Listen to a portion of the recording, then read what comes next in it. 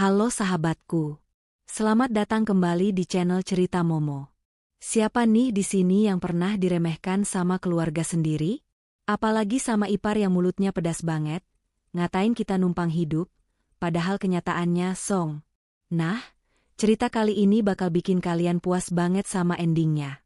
Tapi sebelum kita masuk ke drama panasnya, yuk dukung terus channel ini dengan cara like dan subscribe ya. Jangan lupa absen dulu dong di kolom komentar. Tulis nama kalian, asal kota, dan ketik hadir. Aku pengen tahu nih sahabat setia Momo asalnya dari mana saja. Sudah siap buat gregetan bareng? Yuk, kita langsung mulai ceritanya. Denting sendok yang beradu dengan piring porselen menjadi satu-satunya suara yang terdengar di ruang makan yang mewah itu. Destia dengan telaten menyendokkan nasi ke piring suaminya, Agam. Wajahnya tenang, seolah tidak merasakan ketegangan yang menguar tebal di udara.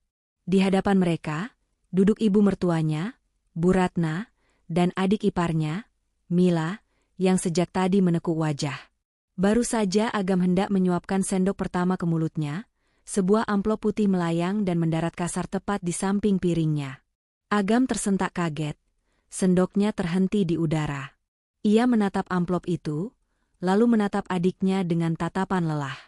"Bayarin, Mas," ucap Mila ketus tanpa menatap kakaknya. Ia sibuk memainkan ponselnya dengan kuku-kuku jari yang baru saja dihias kuteks mahal. Agam menghela napas panjang, meletakkan sendoknya, dan membuka amplop itu. Matanya membelalak saat melihat angka yang tertera di kertas tagihan kartu kredit tersebut. "Mila, ini 10 juta, suara Agam terdengar berat, ada nada putus asa di sana. "Bulan lalu Mas sudah bayarin 5 juta. Kenapa bulan ini malah makin besar? Kamu beli apa saja?" Mila mendengus kasar, akhirnya meletakkan ponselnya di meja dengan keras. "Ya ampun, Mas, itu cuma 10 juta. Mas Agam kan manajer, gajinya gede. Masa buat adiknya sendiri perhitungan sih? Aku tuh butuh tas baru buat wawancara kerja besok biar kelihatan bonafit. Lagian ada biaya perawatan wajah juga. Mas mau punya adik kucel?" Agam memijat pelipisnya yang mendadak pening. "Mas, bukan perhitungan, tapi pengeluaran kita bulan ini lagi banyak. Mobil baru diservis. Terus?" Belum sempat Agam menyelesaikan kalimatnya, Destia memberanikan diri untuk bersuara. Dengan nada yang sangat lembut dan hati-hati, ia mencoba menengahi. "Mila," ucap Destia pelan. "Mungkin bulan depan belanjanya bisa dikurangi sedikit. Mas Agam lagi pusing mikirin biaya operasional rumah. Kalau tas kan masih ada yang lama, masih bagus juga." Kata-kata Destia bagaikan bensin yang disiramkan ke api. Mila langsung melotot, matanya menatap tajam ke arah kakak iparnya itu dengan tatapan merendahkan. "Heh, kamu ngapain ikut campur?" bentak Mila, suaranya melengking memenuhi ruang makan. "Siapa kamu berani nasehatin aku? Sadar diri dong, Mbak." "Mila, jaga bicaramu." Agam mencoba melerai, tapi suaranya terlalu lemah, nyaris tak terdengar. Mila justru semakin menjadi-jadi. Ia menunjuk wajah Destia dengan jari telunjuknya. "Asal kamu tahu ya, Mbak, di rumah ini, kamu itu nggak punya hak buat ngatur keuangan kakakku. Kamu itu kerjaannya cuma di rumah. Dandan, makan, tidur. Kamu nggak ngehasilin duit sepeser pun." Destia terdiam, tangannya yang memegang gelas air putih sedikit mengerat. Namun, wajahnya tetap datar, tak menunjukkan emosi yang meluap. Ia sudah terlalu biasa mendengar caci maki ini. "Kalau bukan karena kakakku, kamu cuma sampah," ejek Mila penuh kebencian. Kata-kata itu begitu tajam menusuk hati. "Lihat dirimu, dari ujung rambut sampai ujung kaki, siapa yang bayarin? Mas Agam. Kamu itu cuma parasit yang numpang hidup mewah di rumah kakakku. Jadi, tutup mulutmu dan tahu diri." Destia menarik napas dalam-dalam, berusaha meredam gejolak di dadanya. Ia menatap suaminya, berharap ada pembelaan. Namun, Agam hanya menunduk, menghindari tatapan mata istrinya. Pria itu tampak tak berdaya di hadapan adik perempuannya yang dominan. Sudah, suara Bu Ratna akhirnya terdengar. Wanita parubaya itu menyesap tehnya dengan anggun, lalu menatap Destia dengan pandangan yang tak kalah dingin. Destia sempat berharap ibu mertuanya akan membelanya, atau setidaknya menegur Mila karena bicaranya yang kasar. Tapi harapan itu pupus seketika. Mila benar, Destia, ucap Bu Ratna datar. Kamu sebagai istri itu harusnya mendukung suami, bukan malah bikin ribut soal uang. Uang Agam itu uang keluarga ini juga. Mila itu adiknya, wajar kalau dia minta. Kamu yang harusnya ngaca. Selama ini kamu sudah dikasih hidup enak. Tidak perlu kerja, tidak perlu kepanasan. Cuma urus rumah saja kok berani-beraninya protes soal jatah Mila. Hati Destia mencelos. 2 lawan 1. Dan satu orang yang harusnya menjadi pelindungnya, malah diam 1000 bahasa. Maaf, Bu. Saya cuma kasihan sama Mas Agam. Jawab Destia pelan, suaranya hampir bergetar namun ia tahan sekuat tenaga. Halah, alasan, sambar Mila cepat. Ia kembali menoleh pada Agam dengan wajah memelas yang dibuat-buat. Mas, bayarin ya. Besok kalau aku nggak tampil oke pas wawancara di Nusantara Group, terus aku nggak diterima, Mas Agam juga yang malu punya adik pengangguran. Katanya Mas Agam sayang sama aku. Agam tampak terpojok. Ia melirik Destia sekilas dengan tatapan bersalah, lalu kembali menatap adiknya. Ya sudah, nanti Mas transfer. Tapi janji ya, bulan depan jangan boros lagi. Yes. Makasih Mas Agam sayang. Seru Mila girang. Senyum kemenangan terukir di bibirnya sambil melirik sinis ke arah Destia. Tuh kan, Mbak. Kakakku itu kaya raya. 10 juta itu kecil buat dia. Makanya, kalau jadi istri itu yang berguna dikit, jangan cuma bisa ngabisin beras. Destia tidak menjawab lagi. Ia perlahan bangkit dari kursinya. Saya sudah kenyang. Saya permisi ke kamar dulu. Tanpa menunggu jawaban, Destia melangkah pergi meninggalkan ruang makan. Di belakangnya, ia masih mendengar tawa Mila dan suara Bu Ratna yang memuji-muji betapa hebatnya Agam bisa memanjakan keluarganya. Sesampainya di kamar, Destia menutup pintu rapat-rapat. Ia bersandar di balik pintu, namun tidak ada air mata yang jatuh. Ekspresi sedih yang tadi ia tunjukkan di ruang makan perlahan memudar, berganti dengan senyum tipis yang penuh arti.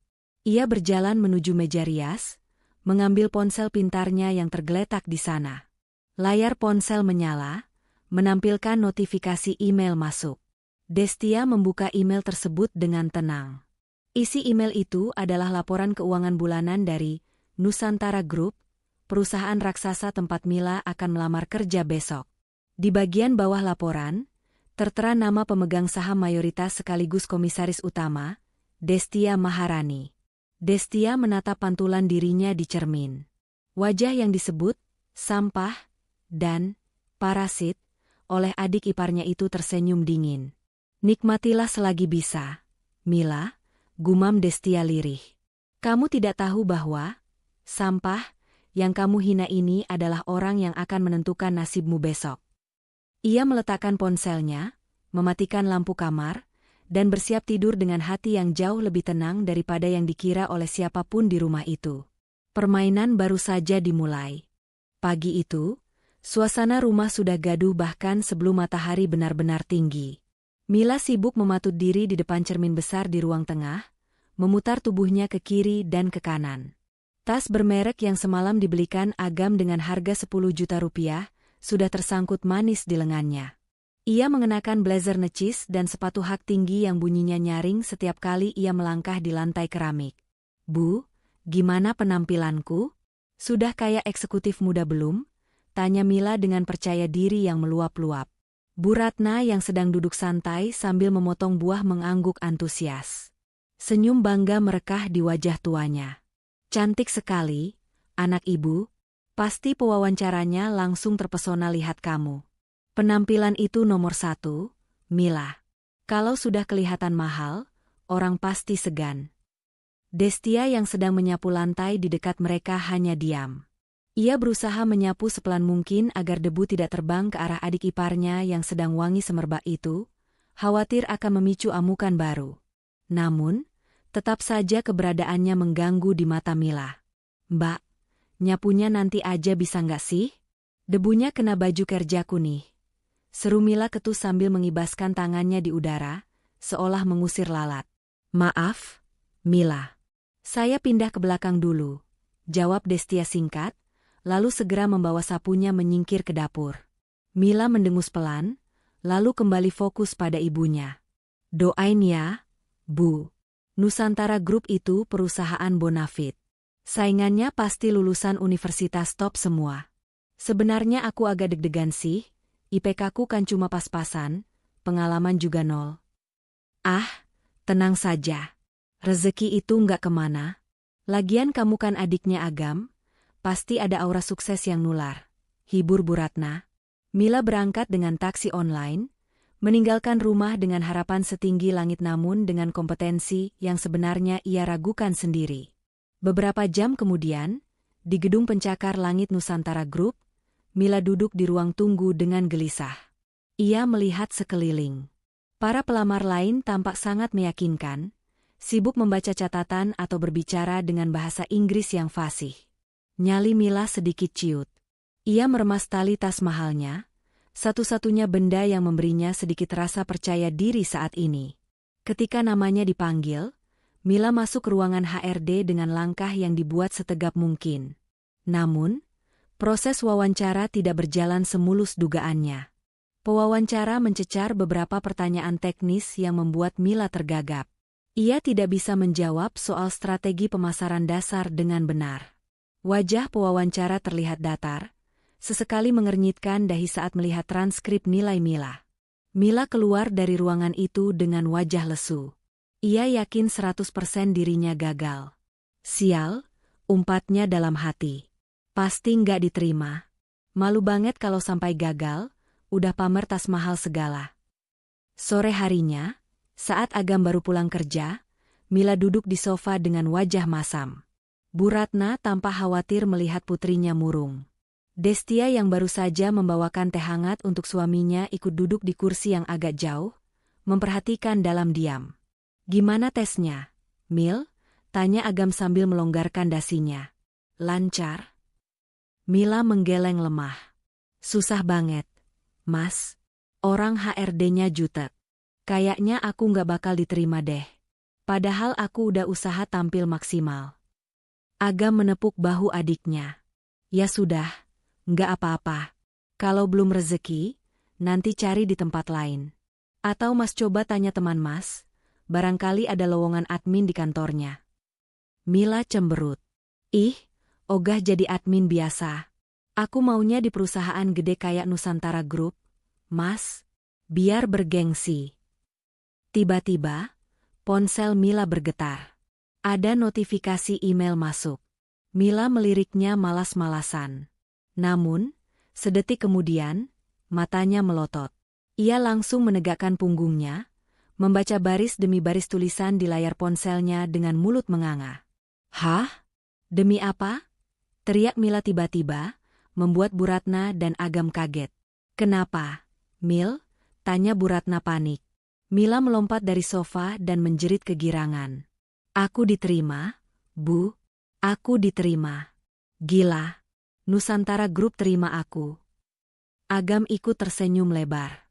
"Wah, serius? Alhamdulillah. Hebat kamu, Mil." "Tuh kan, apa ibu bilang?" sahut Bu Ratna bangga sambil memeluk Mila. "Anak ibu memang hebat. Orang HRD-nya pasti tahu kamu punya potensi besar, bukan cuma lihat nilai kertas doang." Mila membusungkan dadanya, rasa percaya dirinya yang sempat hilang kini kembali meledak berkali-kali lipat. Ia menoleh ke arah Destia yang masih duduk tenang dengan cangkir teh di tangannya. "Dengar itu, Mbak?" sindir Mila dengan nada sombong. "Aku masuk Nusantara Group tanpa bantuan orang dalam. Murni karena kemampuanku. Beda sama orang yang bisanya cuma nada tangan ke suami." "Selamat ya, Mila," ucap Destia datar, tanpa mengalihkan pandangannya dari layar televisi yang mati. "Iri ya?" Mila tertawa mengejek. "Makanya, sekolah yang benar, punya karir. Jangan cuma bangga jadi ibu rumah tangga. Lihat aku, besok aku bakal kerja di gedung tinggi, ketemu orang-orang hebat. Kamu, paling mentok ke pasar nawar sayur. Bu Ratna tertawa menimpali. Sudah, Mil. Jangan diladeni. Kelas kalian itu beda. Kamu wanita karir, dia kan, ya begitulah. Agam hanya tersenyum canggung, tidak enak hati pada istrinya tapi juga tidak ingin merusak momen bahagia adiknya. Sudah, yang penting Mila diterima. Besok harus kerja yang rajin. Pasti dong, Mas. Aku bakal buktiin aku bisa jadi manajer dalam waktu singkat. Seru Mila penuh ambisi. Di tengah sorak-sorai kemenangan semu itu, tidak ada yang menyadari Destia perlahan bangkit dan berjalan menuju kamarnya. Wajahnya tetap tenang, namun ada kilatan misterius di matanya.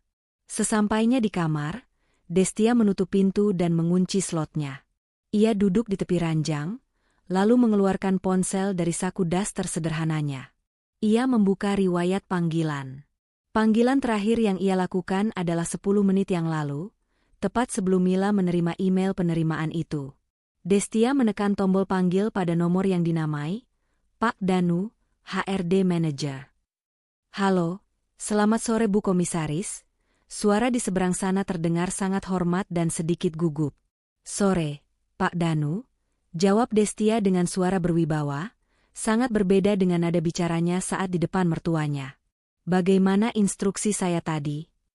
Sudah dilaksanakan, Bu. Pelamar atas nama Mila, adik ipar Ibu, sudah kami kirimkan surat penerimaan kerjanya. Meskipun mohon maaf Bu, nilainya sebenarnya jauh di bawah standar perusahaan kita. Hasil tes wawancaranya juga kurang memuaskan. Destia tersenyum tipis. Saya tahu. Itu sebabnya saya minta Bapak menerimanya. Baik, Bu. Lalu untuk posisinya? Apakah langsung ditempatkan di staf ahli sesuai lamarannya? Tanya Pak Danu ragu. Terima dia sebagai staf, tapi tempatkan dia di divisi yang paling sibuk. Biarkan dia mulai dari bawah, perintah Destia dingin. Jangan beri perlakuan istimewa sedikit pun. Saya ingin dia belajar bahwa dunia kerja tidak semudah membalikkan telapak tangan atau semudah minta uang ke kakaknya. Siap, Bu. Perintah dimengerti. Dan satu lagi, Pak Danu. Rahasiakan status saya. Jangan sampai ada satu orang pun di kantor yang tahu hubungan saya dengan perusahaan ini, apalagi sampai bocor ke telinga Mila. Baik, Bu. Rahasia terjamin. Destia memutus sambungan telepon. Ia meletakkan ponselnya dan menatap keluar jendela kamar. Di luar sana, Mila masih terdengar tertawa lepas, membanggakan kesuksesannya yang ia kira murni karena kehebatannya sendiri. Destia menarik napas panjang. Ia tidak berniat jahat, ia hanya ingin memberi pelajaran. Terbanglah setinggi yang kamu mau, Mila, gumam Destia lirih. Semakin tinggi kamu terbang dengan sayap kesombongan, semakin kencang angin yang akan menerpa. Malam itu, Destia tidur dengan nyenyak. Sementara di ruang tengah, pesta kecil perayaan Mila baru saja dimulai dengan memesan makanan mahal, yang tentu saja, tagihannya akan kembali disodorkan kepada Agam. 1 bulan berlalu sejak Mila diterima bekerja. Seharusnya, kabar gembira itu membawa angin segar bagi keuangan keluarga, namun kenyataannya justru sebaliknya. Agam pulang ke rumah dengan langkah gontai, dasinya sudah longgar tak beraturan, dan wajahnya tampak 5 tahun lebih tua dari usianya. Ia melempar tas kerjanya ke sofa kamar, lalu menghempaskan tubuhnya ke tepi ranjang dengan helaan napas berat. Destia yang sedang melipat pakaian di sudut kamar, segera menghampiri suaminya. Ia memijat pelan bahu Agam yang terasa kaku. Lembur lagi, Mas? Tanya Destia lembut. Agam mengusap wajahnya kasar. Bukan cuma lembur, Des. Mas pusing. Kepala Mas rasanya mau pecah. Agam merogoh ponselnya, membuka aplikasi perbankan, dan menunjukkannya pada Destia. Saldo yang tertera di sana sangat mengenaskan, nyaris menyentuh batas minimal saldo mengendap. Padahal, ini baru pertengahan bulan. Habis, Des, suara Agam bergetar, menyiratkan keputusasaan yang dalam. Gaji Mas bulan ini ludes. Mila minta uang muka buat beli motor baru katanya, malu kalau ke kantor naik ojek online terus. Ibu minta ganti perabotan ruang tamu karena minggu depan mau ada arisan. Belum lagi bayar listrik, air, dan belanja bulanan. Destia menatap layar ponsel itu dengan tenang, meski hatinya mencelos melihat betapa suaminya diperas habis-habisan oleh keluarganya sendiri. Mila kan sudah kerja, Mas. Apa gajinya belum turun? Agam tertawa getir. Gajinya sudah turun kemarin. Tapi katanya habis buat bayar hutang kartu kredit dia yang lama, sama buat traktir teman-teman kantornya biar dia bisa masuk Circle, pertemanan elit di sana. Ujung-ujungnya, dia minta uang bensin dan uang makan kemas lagi. Agam menunduk dalam-dalam, menyembunyikan wajahnya di telapak tangan. Mas merasa gagal, Des. Mas merasa nggak becus jadi kepala keluarga. Mas kerja banting tulang dari pagi sampai malam, tapi rasanya nggak pernah cukup. Mas malu sama kamu.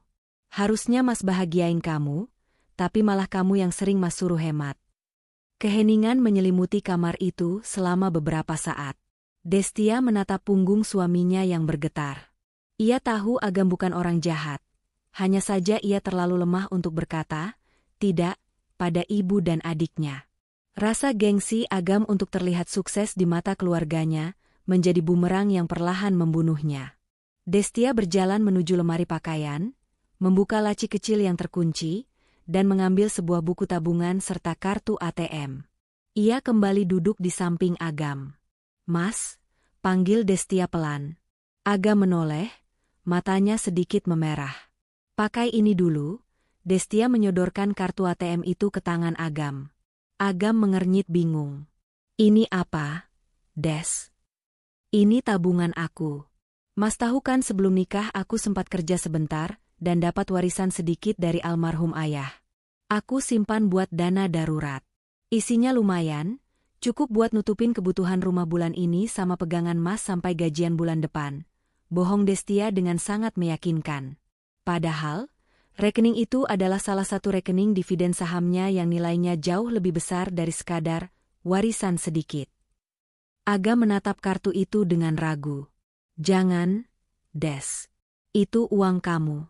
Mas nggak berhak. Mas suami aku. Uang aku, uang Mas juga. Ambil saja. Mas transfer ke rekening Mas sekarang biar Mas tenang. Desak Destia sambil tersenyum tulus. Ia mengambil ponsel Agam, membantunya membuka menu transfer, dan memasukkan nominal yang dibutuhkan. Angka yang membuat mata Agam terbelalak. 50 juta rupiah. Des, ini banyak banget? Kamu yakin?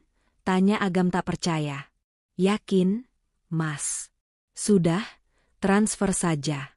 Yang penting Mas nggak stres lagi. Mas harus sehat. Kalau Mas sakit siapa yang jagain aku? Dengan tangan gemetar, Agam menyelesaikan transaksi itu.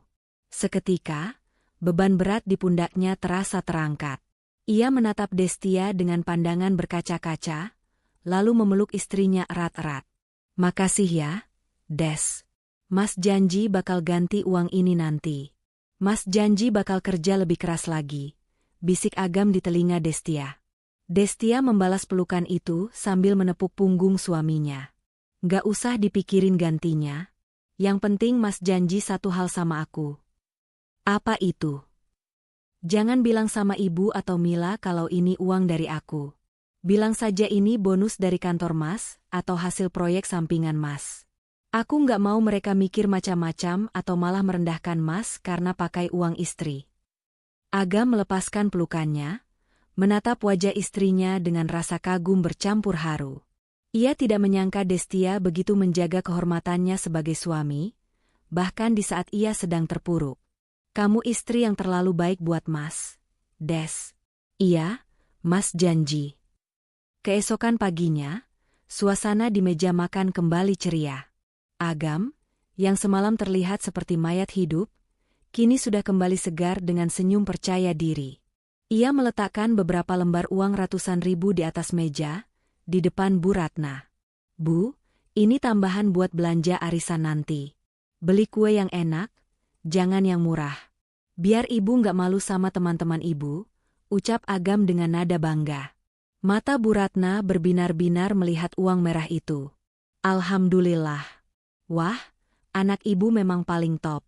Tahu saja ibu lagi butuh tambahan. Makasih ya, Gam. Kamu memang anak berbakti.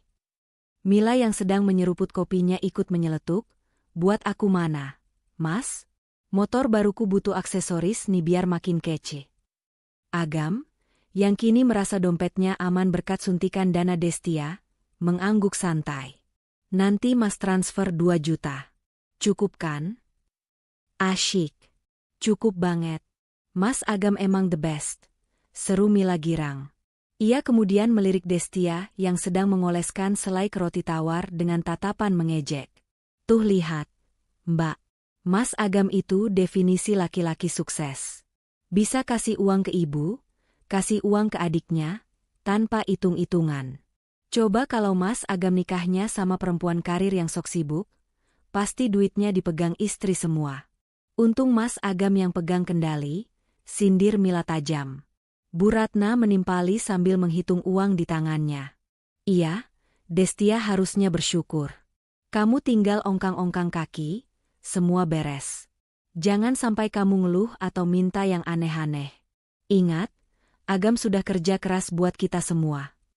Destia hanya tersenyum tipis, sangat tipis, sambil menyodorkan piring roti ke hadapan Agam. Ia melihat Agam tampak salah tingkah.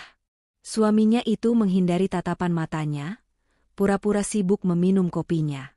Ada rasa bersalah yang jelas terpancar di wajah Agam karena membiarkan kebohongan ini terus berlanjut, membiarkan keluarganya memuja dirinya di atas pengorbanan istrinya. Dimakan rotinya, Mas. Nanti telat, ucap Destia lembut, seolah sindiran Mila dan Bu Ratna barusan hanyalah angin lalu. Agam mengangguk cepat. Iya, Des. Makasih. Dalam hati, Destia mencatat kejadian pagi ini. Kebohongan demi menjaga gengsi ini memang membuat suasana rumah tenang untuk sementara waktu. Namun, Destia tahu, ini hanyalah bom waktu. Uang 50 juta itu tidak akan bertahan selamanya dengan gaya hidup Mila dan Bu Ratna yang semakin menjadi-jadi.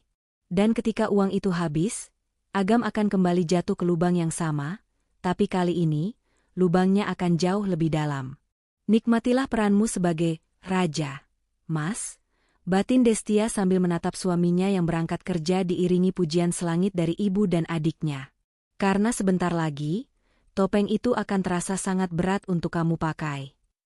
Gedung kaca Nusantara Group menjulang tinggi membelah langit kota, menjadi simbol prestise bagi siapa saja yang melangkahkan kaki di dalamnya.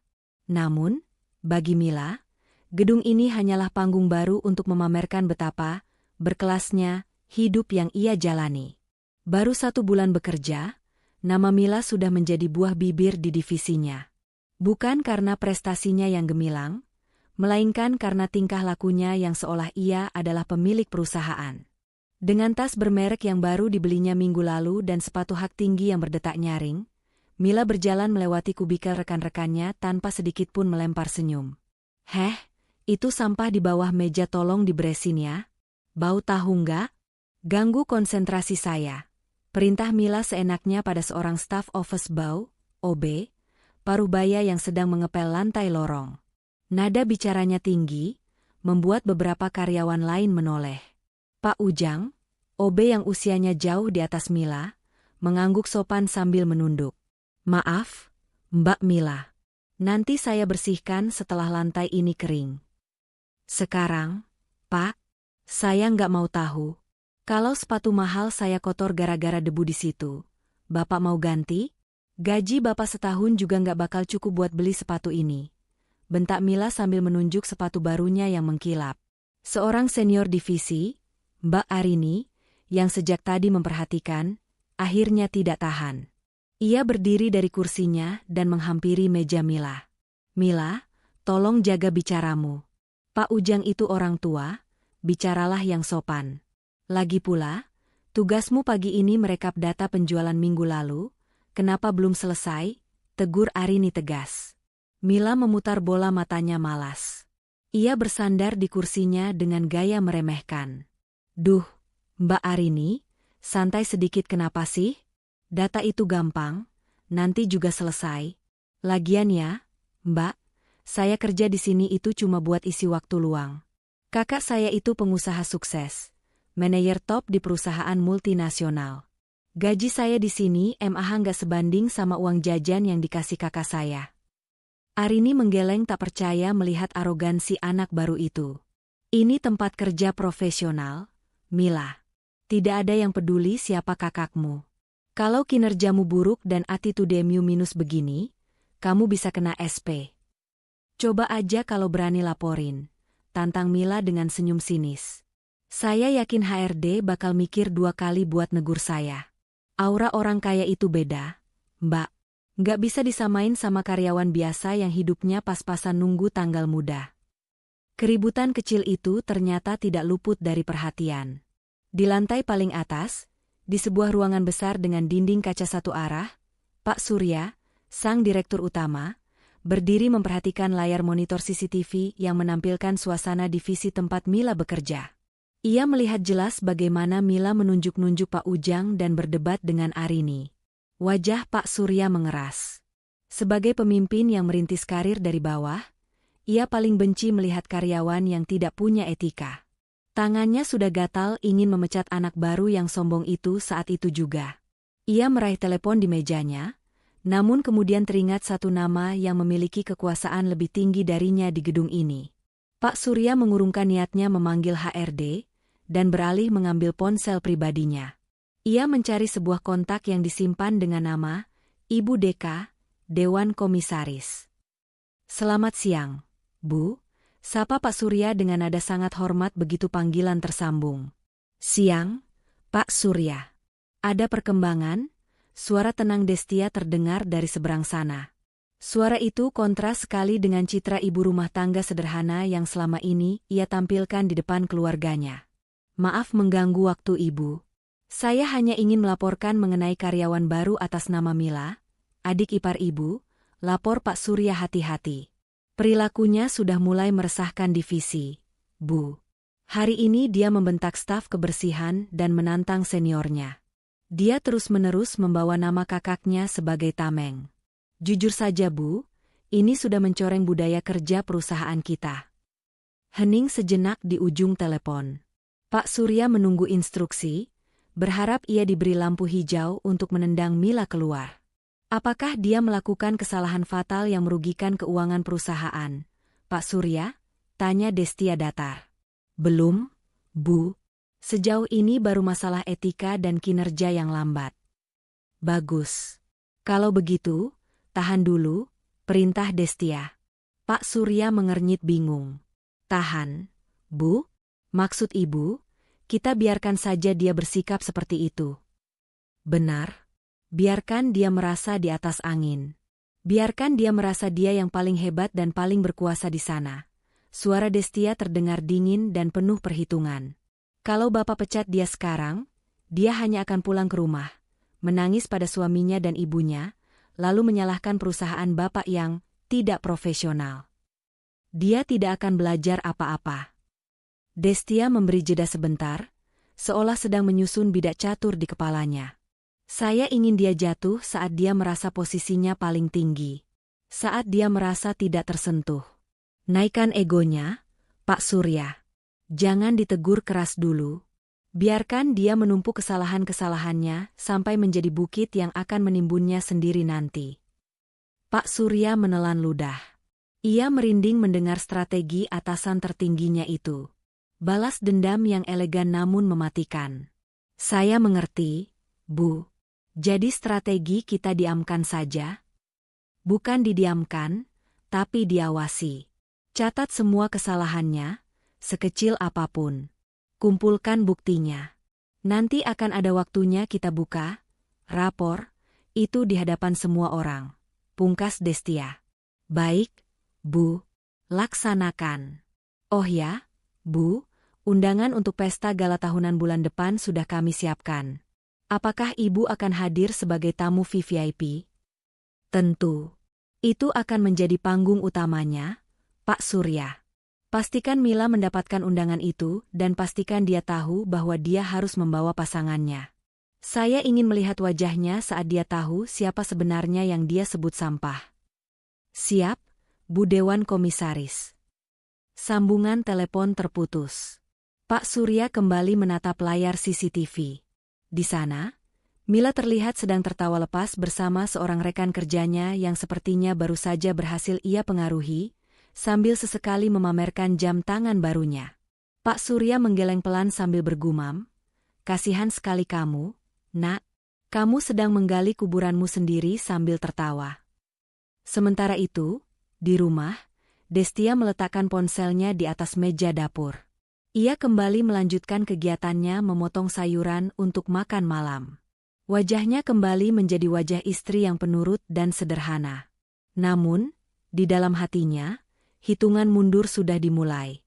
"Terbanglah, Mila," bisik Destia pada pisau dapur yang berkilat di tangannya. "Langitnya masih luas. Tapi ingat, aku yang memegang kendali cuacanya." Suasana kantor Nusantara Group pagi itu terasa berbeda dari biasanya.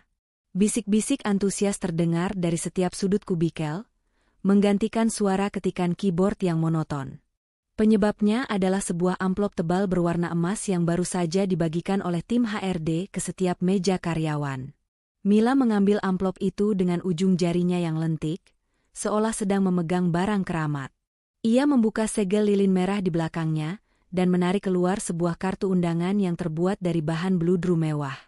Tinta emas yang tertera di sana berkilauan ditimpa lampu neon kantor.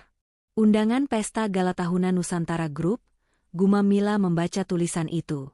Matanya berbinar saat membaca baris berikutnya, "Bertempat di Grand Ballroom Hotel Imperial. Wajib dihadiri oleh seluruh karyawan beserta pasangan atau keluarga inti." Senyum Mila merekah lebar. Ini dia momen yang ia tunggu-tunggu. Ini bukan sekadar pesta makan malam biasa, ini adalah panggung pembuktian diri. Selama ini ia sudah koar-koar tentang betapa kayanya keluarganya. Dan sekarang saatnya ia membuktikan ucapannya itu secara visual kepada rekan-rekannya yang sering menatapnya sinis. "Hotel Imperial, hotel bintang 5 yang paling mahal di kota ini," ucap Mila bangga, sengaja mengeraskan suaranya agar tetangga kubikelnya mendengar. "Akhirnya ada acara yang levelnya sesuai sama standar aku." Sore harinya, kepulangan Mila ke rumah disambut dengan kehebohan yang ia ciptakan sendiri. Ia meletakkan undangan emas itu di tengah meja makan seolah-olah itu adalah piala kemenangan. "Bu, Mas Agam, lihat ini," seru Mila sambil menunjuk undangan tersebut. Bu Ratna segera menyambar kartu itu, meraba tekstur bludrunya dengan kagum. "Wah, mewah sekali, Mil. Ini undangan apa?" "Itu pesta gala kantor aku, Bu. Cuma orang-orang terpilih yang bisa bikin pesta semewah ini. Dan lihat aturannya, boleh bawa keluarga," jelas Mila dengan mata berapi-api. Ia beralih menatap kakaknya yang baru saja melonggarkan dasi dengan wajah lelah. "Mas Agam wajib datang," perintah Mila tanpa basa-basi. "Mas harus jadi pendamping aku di sana. Mas harus pakai jas Mas yang paling mahal, jam tangan yang waktu itu Mas beli, pokoknya Mas harus kelihatan kayak CEO sukses. Aku mau pamer ke teman-teman kantor kalau kakakku itu bukan orang sembarangan." Agam menghela napas panjang, menyandarkan punggungnya di kursi makan. Wajahnya menyeratkan keengganan. Pesta seperti itu berarti pengeluaran lagi. Ia harus memikirkan bensin, mungkin harus laundry jas mahalnya, atau bahkan Mila akan minta dibelikan sepatu baru lagi untuk acara itu. "Harus banget ya, Mil? Mas lagi banyak kerjaan di kantor, takutnya lembur," elak Agam halus. "Ih, Mas Agam." Mila menghentakkan kakinya seperti anak kecil. "Ini kesempatan langka. Mas tega biarin adiknya datang sendirian? Nanti dikira aku bohong soal kekayaan Mas. Pokoknya Mas harus datang. Titik. Mas kan manajer, masa acara ginian aja nggak bisa atur waktu?" Bu Ratna ikut menimpali, membela putri kesayangannya. "Iya, Gam. Turuti saja kemauan adikmu. Sekali-sekali kamu muncul di lingkungan elit, siapa tahu nambah relasi bisnis juga buat kamu. Jangan bikin adikmu kecewa." Agam yang tidak pernah bisa menang melawan dua wanita ini, akhirnya mengangguk pasrah. Iya, Mas datang. Mila bersorak girang. Namun, senyumnya sedikit memudar saat ekor matanya menangkap sosok Destia yang sedang menghidangkan sayur lodeh di meja makan. Destia tampak tenang, seolah tidak tertarik dengan pembicaraan mereka. Namun, aturan di undangan itu jelas tertulis, pasangan. Jika Agam datang, aneh rasanya jika istrinya tidak ikut, apalagi jika kolega Mila bertanya. Mila menatap Destia dengan pandangan menilai, dari ujung rambut yang digelung sederhana, hingga ujung kaki yang hanya beralaskan sandal rumah biasa. Ada keraguan besar di wajah Mila. Mbak Destia. Panggil Mila dengan nada yang dibuat-buat manis namun penuh racun. Destia menoleh, menatap adik iparnya dengan sorot mata teduh. Ya, Mila. Sebenarnya di undangan ini boleh bawa pasangan. Jadi, ya terpaksa Mas Agam harus bawa kamu juga, ucap Mila setengah hati. Tapi aku minta satu hal ya, Mbak. Mila mendekatkan wajahnya, menatap Destia tajam. Tolong, sadar diri. Ini pesta kelas atas. Yang datang itu direktur, komisaris, orang-orang kaya beneran. Jangan sampai penampilan Mbak bikin malu aku dan Mas Agam. Maksud kamu? Tanya Destia pelan. Ya maksudku, jangan pakai baju-baju pasar Mbak yang murahan itu. Jangan dandan menor kayak ondel-ondel, tapi jangan juga kucel kayak pembantu. Pokoknya Mbak harus bisa ngimbangin Mas Agam. Kalau nggak punya baju bagus, bilang. Nanti biar Mas Agam beliin, atau sewa kek. Jangan sampai teman kantorku nanya, itu pembantunya Agam ya? Kan aku yang malu, cecar Mila tanpa rem. Agam tampak tidak nyaman mendengar ucapan adiknya yang terlalu kasar, tapi lagi-lagi, ia diam saja. Ia hanya melirik Destia dengan tatapan meminta maaf yang klise. Destia terdiam sejenak. Hinaannya semakin spesifik. Mila benar-benar tidak tahu bahwa pesta itu sebenarnya diadakan menggunakan uang dari keuntungan perusahaan yang saham mayoritasnya dimiliki oleh Destia. Bahwa Destialah yang menyetujui anggaran untuk pesta mewah itu agar karyawannya senang. Destia tersenyum tipis. Sangat tipis hingga hampir tak terlihat. Baik, Mila. Aku akan ikut. Jangan khawatir, aku tidak akan membuatmu malu. Aku akan menyesuaikan diri. Baguslah kalau sadar, cibir Mila sambil kembali mengagumi undangannya. Ingat ya, di sana nanti Mbak jangan banyak omong. Cukup senyum dan angguk-angguk aja. Biar Mas Agam yang ngobrol sama orang-orang penting. Tentu, jawab Destia singkat. Malam itu, saat semua orang sudah tidur, Destia duduk di tepi ranjangnya. Ia membuka laci nakas dan mengambil sebuah kartu nama hitam dengan tulisan emas, Eksekutif Desainer. Ia menimang kartu itu sejenak. Jangan bikin malu ya. Gumam Destia menirukan ucapan Mila. Ia meraih ponselnya dan mengirimkan sebuah pesan singkat pada nomor di kartu nama tersebut. Siapkan gaun terbaik untuk minggu depan. Simpel, elegan, tapi intimidatif. Warna biru donker. Jangan kirim ke rumah, saya ambil sendiri di butik. Destia meletakkan ponselnya kembali. Pesta minggu depan bukan hanya sekadar perayaan perusahaan. Itu akan menjadi panggung di mana ia akan melihat sandiwara keluarganya mencapai klimaks. Ia akan datang, bukan sebagai istri Agam yang memalukan, tapi sebagai sosok yang bahkan Mila sendiri tidak akan sanggup menatap matanya. Kita lihat nanti, siapa yang akan menundukkan kepala karena malu, bisik Destia pada kegelapan kamar, lalu memejamkan matanya dengan tenang. Hari-hari menjelang pesta gala tahunan terasa berjalan begitu lambat bagi Agam, namun begitu cepat bagi Mila. Sejak undangan emas itu mendarat di rumah, atmosfer di kediaman mereka berubah menjadi seperti pusat mode dadakan yang penuh ketegangan finansial. Sore itu, di sebuah butik desainer lokal yang cukup ternama di pusat perbelanjaan elit, Mila sedang berputar-putar di depan cermin besar. Ia mengenakan gaun malam berwarna merah menyala dengan payet-payet berkilauan yang memenuhi bagian dada hingga pinggang. Potongannya ketat, menonjolkan lekuk tubuh, sangat mencolok dan berteriak, "Lihat aku." "Gimana, Mas? Gila, ini mewah banget kan?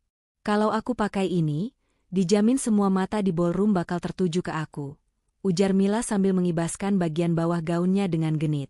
Agam berdiri di belakangnya, memegang beberapa tas belanjaan lain, sepatu baru dan tas tangan kecil yang warnanya senada dengan gaun itu. Wajah Agam tampak pucat saat matanya melirik price tag yang menggantung di punggung gaun Mila. 8 juta rupiah. Hanya untuk sepotong kain yang akan dipakai satu malam. Bagus sih, Mil. Tapi, apa nggak terlalu mencolok warnanya? Terus harganya juga lumayan. Agam mencoba bernegosiasi dengan suara pelan, takut didengar pelayan butik yang berdiri tak jauh dari mereka. Mila langsung cemberut, ekspresi wajahnya berubah drastis dari ceria menjadi kesal. Mas Agam kok gitu sih? Ini kan investasi, Mas. Kalau aku kelihatan berkelas, orang-orang kantor bakal segan sama aku. Karir aku bakal nanjak. Mas mau adiknya kelihatan gembel pakai baju sewaan? Bukan gitu, tapi kan kamu baru beli tas kemarin. Uang Mas. Uang Mas kan banyak, potong Mila cepat. Kemarin Mas kasih ibu uang belanja tebal banget. Masa buat adik sendiri pelit? Lagian Mas Agam kan manajer. Gaji Mas pasti cukuplah buat nyenengin adik sekali-kali. Nanti kalau aku udah sukses jadi manajer kayak Mas, aku ganti deh. Agam menelan ludah. Uang banyak? Yang dimaksud Mila adalah sisa uang tabungan Destia yang ia berikan kemarin. Uang itu seharusnya untuk pegangan hidup sebulan ke depan, bukan untuk dibakar dalam satu hari belanja. Namun, melihat tatapan menuntut Mila dan senyum ramah pelayan butik yang seolah menekan egonya, pertahanan Agam runtuh lagi. Ya sudah. Ambil yang itu, ucap Agam pasrah. Yes. Makasih Mas Agam ganteng. Seru Mila kegirangan. Ia segera berlari ke ruang ganti, meninggalkan Agam yang berjalan gontai menuju kasir. Saat menggesek kartu debitnya, tangan Agam sedikit gemetar. Saldo di rekeningnya kini menyusut drastis, kembali ke angka yang mengkhawatirkan. Bayangan wajah teduh Destia yang memberikan uang itu dengan tulus berkelebat di benaknya, membuat rasa bersalah Agam semakin menumpuk di dada. Sesampainya di rumah, fashion show berlanjut. Bu Ratna menyambut kedatangan anak-anaknya dengan antusias. Mila memamerkan gaun merahnya di ruang tamu, membuat ibunya berdecak kagum berkali-kali. Masya Allah, cantiknya anak ibu. Persis artis sinetron. Puji Bu Ratna sambil mengelus bahan gaun itu. Kalau kamu pakai ini, istri direktur pun pasti kalah saing. Mil, kamu pasti jadi bintang pesta. Pasti dong, Bu. Mila gitu loh, sahut Mila sombong. Destia keluar dari dapur membawa nampan berisi teh hangat. Ia meletakkan nampan itu di meja tanpa suara, lalu berdiri diam memperhatikan kehebohan ibu dan anak itu. Mila yang menyadari kehadiran Destia, langsung menoleh dengan tatapan meremehkan. Nah, mumpung ada orangnya. Mbak Destia, mana baju yang mau Mbak pakai nanti? Jangan bilang Mbak belum siapin apa-apa. Bu Ratna ikut menatap menantunya sinis. Iya, Destia. Tunjukkan sini. Ibu nggak mau ya kamu pakai baju yang sudah bulukan atau model zaman purba. Ingat, kamu bawa nama Agam. Destia tersenyum tipis. Sudah ada kok, Bu. Ada di lemari. Coba ambil, bawa sini. Aku mau lihat layak atau enggak. Perintah Mila seenaknya. Destia menggeleng pelan. Enggak perlu, Mila. Bajunya sederhana saja. Warnanya gelap, enggak mencolok seperti punya kamu. Aku enggak mau menyaingi kamu. Biar kamu saja yang jadi bintangnya. Jawaban Destia itu sebenarnya taktik untuk menghindari perdebatan panjang, sekaligus menyembunyikan fakta bahwa ia tidak menyimpan gaun itu di rumah. Gaun miliknya masih tersimpan rapi di butik eksklusif langganan para konglomerat, tempat yang bahkan Mila tidak tahu keberadaannya. Mendengar jawaban Destia, Mila tertawa mengejek.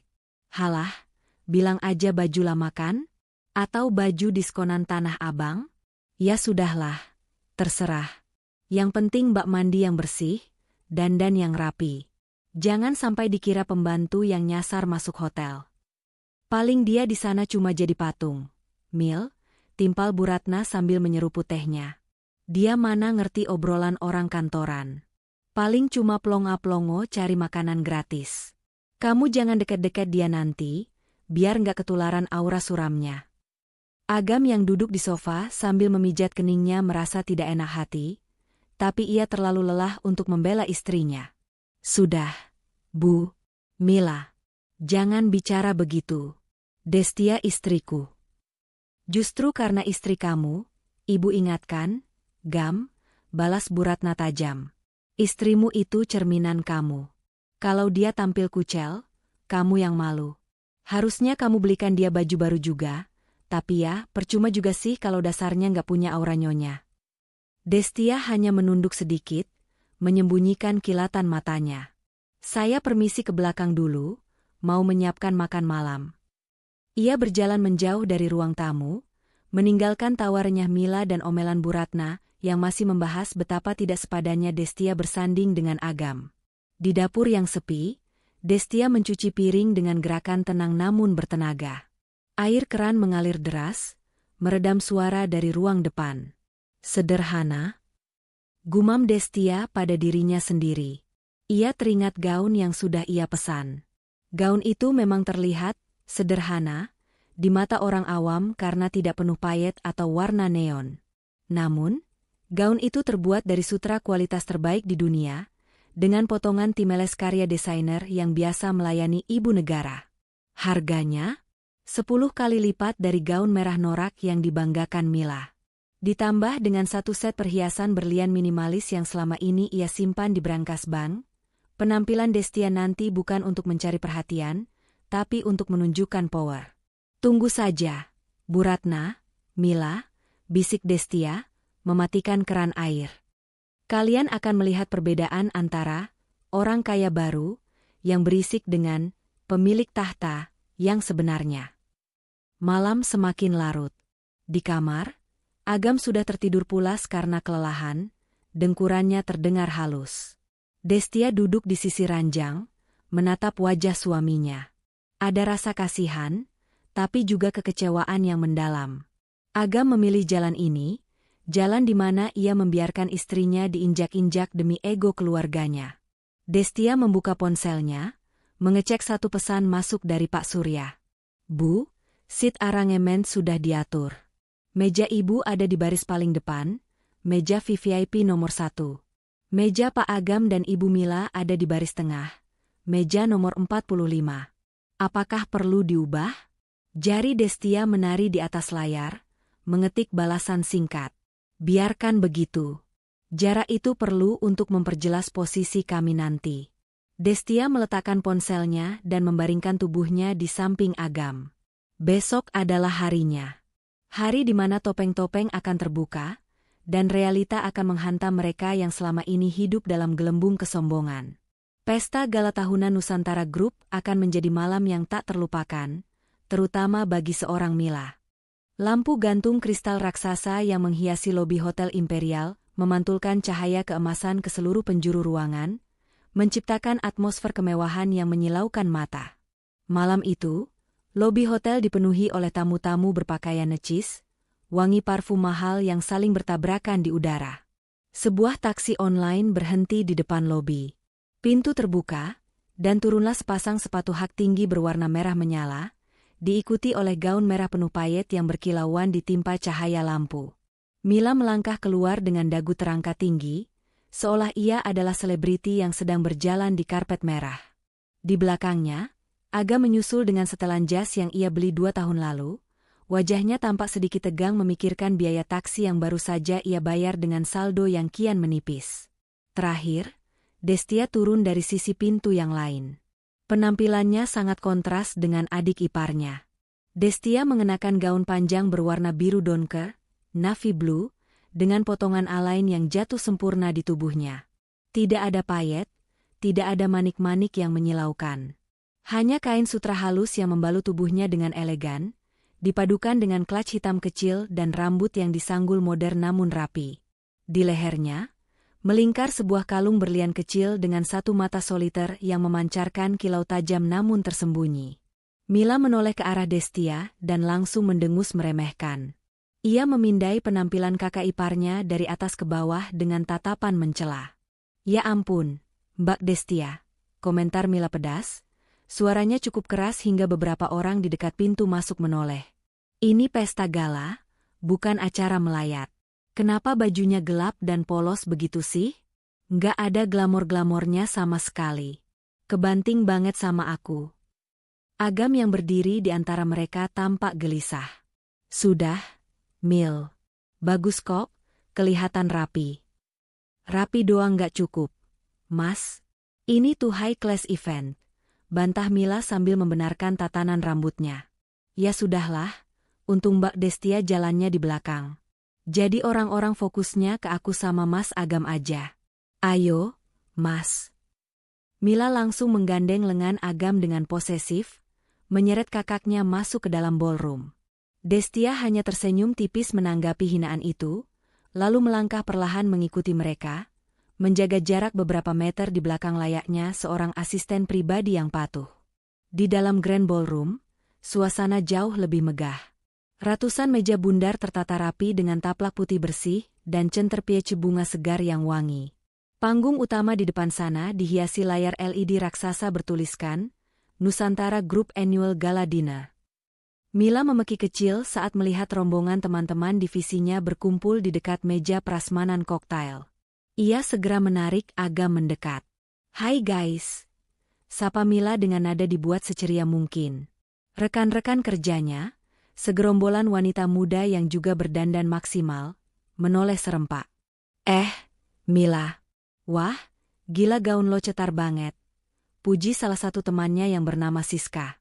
Mila tertawa bangga, mengibaskan rambutnya. Iya dong, harus totalitas. Oh ya, kenalin nih, ini kakak gue yang sering gue ceritain. Mas Agam. Agam tersenyum canggung, mengulurkan tangan. Agam. Mas Agam ini manajer investasi di perusahaan multinasional lo. Tambah Mila cepat, melebih-lebihkan jabatan kakaknya demi gengsi. Dia yang fasilitasi semua outfit gue malam ini. Biasalah, kakak sayang adik. Teman-teman Mila menatap Agam dengan pandangan kagum yang dibuat-buat. Wah, enak banget punya kakak royal. Halo Mas Agam. Di tengah percakapan basa-basi itu, Siska menyadari kehadiran Destia yang berdiri diam agak jauh di belakang Agam. Itu siapa, Mil? Yang baju biru gelap itu? Saudara lo juga? Tanya Siska sambil menunjuk Destia dengan dagunya. Wajah Mila berubah masam seketika. Ia melirik Destia sekilas lalu kembali menatap teman-temannya sambil berbisik, seolah takut ketahuan. Oh, itu istri kakak gue, jawab Mila setengah hati. Istrinya? Siska menatap Destia lagi dengan tatapan menilai yang tidak sopan. Kok beda banget auranya sama Mas Agam? Mas Agam kelihatan eksekutif, istrinya kayak plain banget ya? Kayak ibu-ibu komplek biasa. Teman Mila yang lain menimpali sambil terkikik. Kirain tadi asisten rumah tangga lo yang diajak buat bawain tas. Mil? Soalnya dia diam aja di situ kayak orang bingung. Mila tertawa renyah mendengar ejekan itu. Bukannya membela, ia malah memanasi suasana. SSST, jangan kenceng-kenceng, nanti orangnya dengar. Ya gitulah, namanya juga ibu rumah tangga murni. Dunianya cuma kasur sama dapur, jadi maklum aja kalau dia kaku masuk hotel bintang 5 begini. Gue aja sebenarnya malu ngajak dia, takut ngerusak pemandangan. Destia mendengar semua itu. Telinganya menangkap jelas setiap kata yang diucapkan adik ipar dan teman-temannya. Namun, ekspresi wajahnya tidak berubah sedikit pun. Ia tetap berdiri tegak, memegang klatnya dengan santai. Matanya menyapu seisi ruangan, mengamati para tamu undangan yang hadir. Dari kejauhan, ia melihat Pak Surya sedang berbincang dengan beberapa direktur cabang. Mata Pak Surya sempat bertemu dengan mata Destia. Sang direktur utama itu hampir saja membungkukkan badan secara refleks. Namun Destia memberikan isyarat mata yang sangat halus, sebuah kedipan pelan, meminta Pak Surya untuk tetap diam dan tidak mendekat dulu. Pak Surya mengerti, ia segera mengalihkan pandangannya, kembali berpura-pura tidak melihat sang pemilik tahta. Mas Agam, Ambilin minum dong buat kita. Rengek Mila manja, memutus kontak mata Destia dengan Pak Surya. Iya, sebentar. Agam bergegas menuju meja minuman, meninggalkan Destia sendirian dikelilingi serigala-serigala bergaun pesta. Mila kembali asyik mengobrol dengan teman-temannya, sengaja memunggungi Destia. Destia akhirnya memilih untuk mundur, mencari sudut yang lebih tenang di dekat pilar besar. Ia tidak tertarik untuk bergabung dalam percakapan kosong yang hanya berisi pameran tas dan gosip kantor. Saat sedang berdiri sendirian, seorang pelayan lewat membawa nampan canape. Destia mengambil satu dengan anggun. Gerakan tangannya, cara ia memegang gelas minumannya, memancarkan keanggunan alami yang tidak bisa dipelajari secara instan. Beberapa tamu pria tua yang duduk di meja VIP sempat melirik ke arah Destia, mengenali aura mahal yang tidak dipahami oleh Mila dan teman-temannya. Gaun sutra itu, bagi mata yang terlatih, jelas bukan barang murah. Itu adalah karya seni.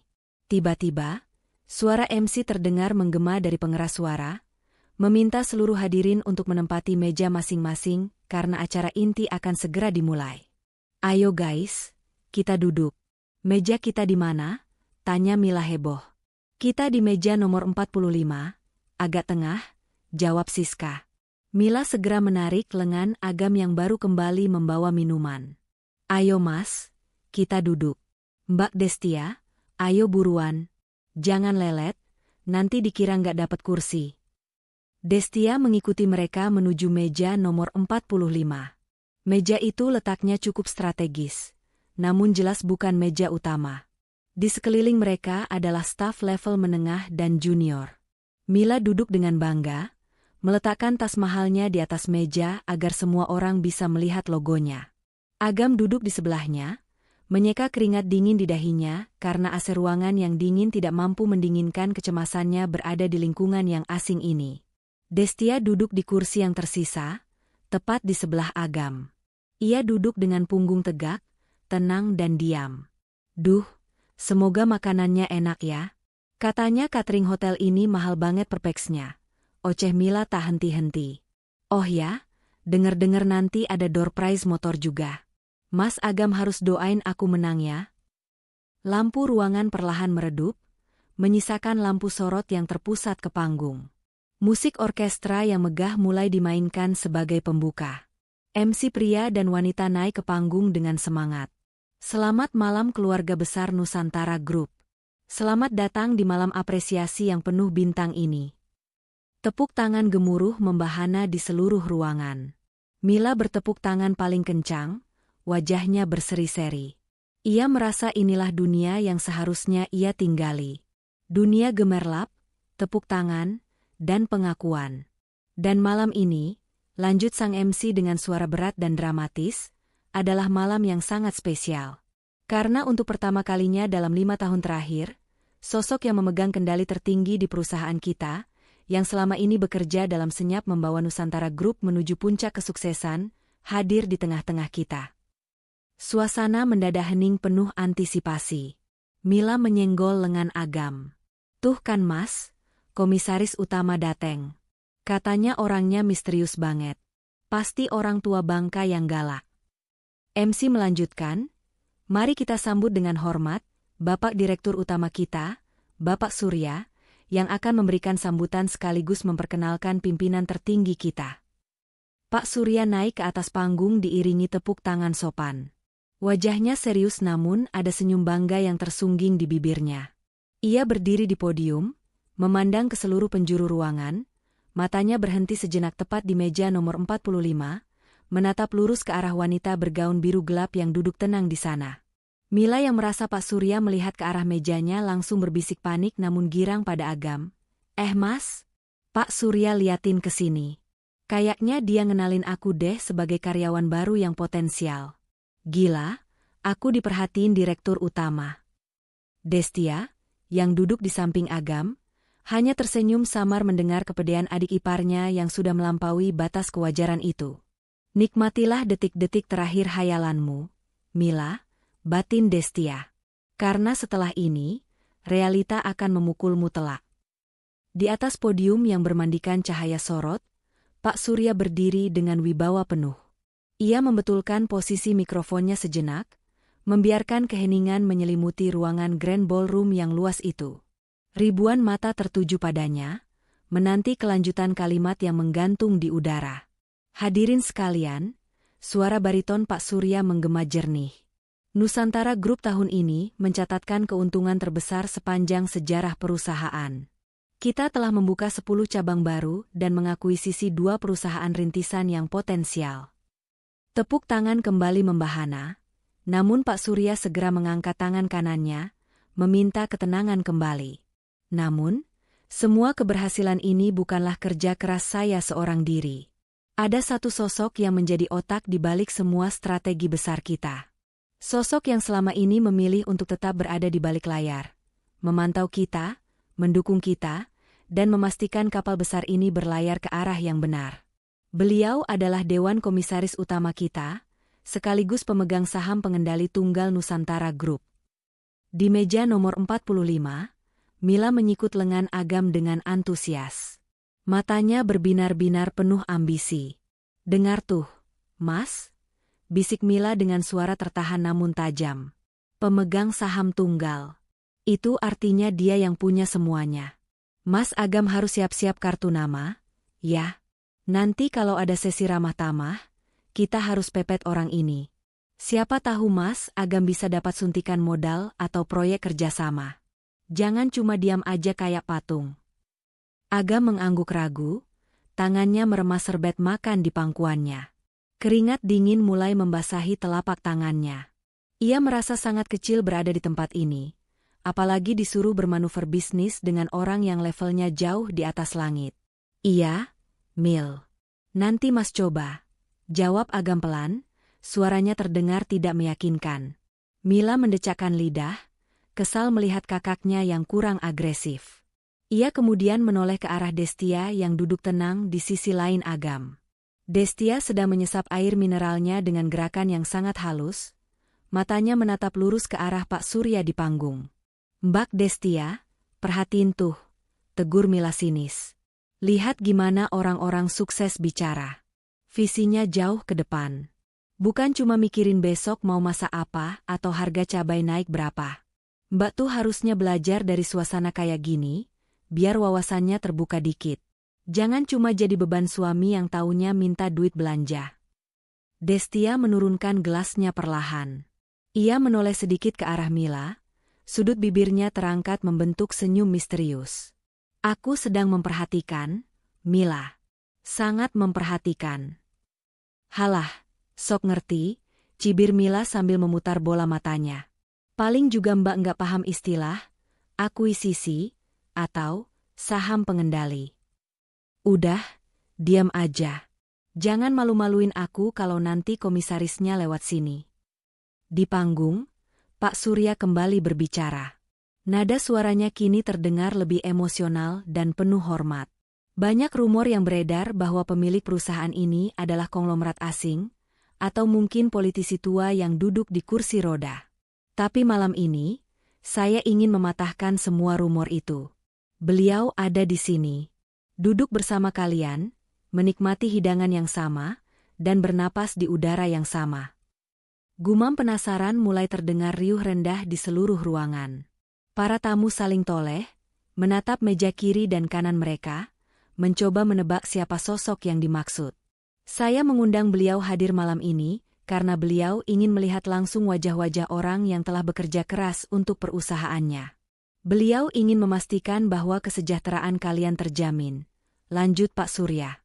Jantung Mila berdegup kencang. Ia merapikan kerah gaun merahnya yang mencolok, lalu membenarkan posisi duduknya agar terlihat lebih tegap dan profesional. Mas, dia bilang duduk di antara kita," bisik Mila heboh pada Agam. "Jangan-jangan komisarisnya duduk di area VIP dekat sini? Atau jangan-jangan dia nyamar jadi orang biasa buat ngetes karyawan? Aduh, untung aku dandan maksimal hari ini. Siapa tahu dia ngelirik aku." "Mungkin, Mil. Berdoa saja," sahut Agam asal, pikirannya lebih fokus pada rasa lapar yang mulai menyerang namun ia malu untuk mengambil makanan lebih dulu. Dan sekarang, suara Pak Surya meninggi, mencapai klimaks pidatonya. Tanpa menunggu lebih lama lagi, saya akan turun dan menjemput beliau untuk naik ke atas panggung, memberikan sambutan kehormatan bagi kita semua. Lampu sorot utama yang tadinya menyorot Pak Surya, kini melebar. Pak Surya melangkah mundur dari podium, menuruni anak tangga panggung dengan langkah tegap. Musik latar berubah menjadi instrumen yang megah dan mendebarkan, membangun ketegangan yang sempurna. Semua kepala menoleh mengikuti arah langkah Pak Surya. Sang direktur utama berjalan membelah kerumunan meja bundar. Ia melewati barisan meja direksi, melewati meja manajer senior, dan terus berjalan menuju bagian tengah ruangan. Mas. Dia jalan ke arah sini. Pekik Mila tertahan, tangannya mencengkeram lengan jas Agam dengan kuat. Lihat Mas. Pak Surya lihatnya lurus ke meja kita. Sumpah, dia jalan ke sini. Agam ikut tegang. Masa sih, Mil? Mungkin meja belakang kita? Enggak Mas. Itu matanya natap ke sini. Mila panik sekaligus girang luar biasa. Aduh, gimana nih? Penampilanku udah oke belum? Mas Agam, dasinya rapihin. Cepetan. Mila sibuk mematut diri, merasa yakin bahwa dirinyalah yang menjadi pusat perhatian. Dalam otaknya yang dipenuhi fantasi, ia membayangkan Pak Surya akan menghampirinya, memuji kinerjanya sebagai karyawan baru yang fenomenal, dan mungkin memberinya promosi dadakan di depan semua orang.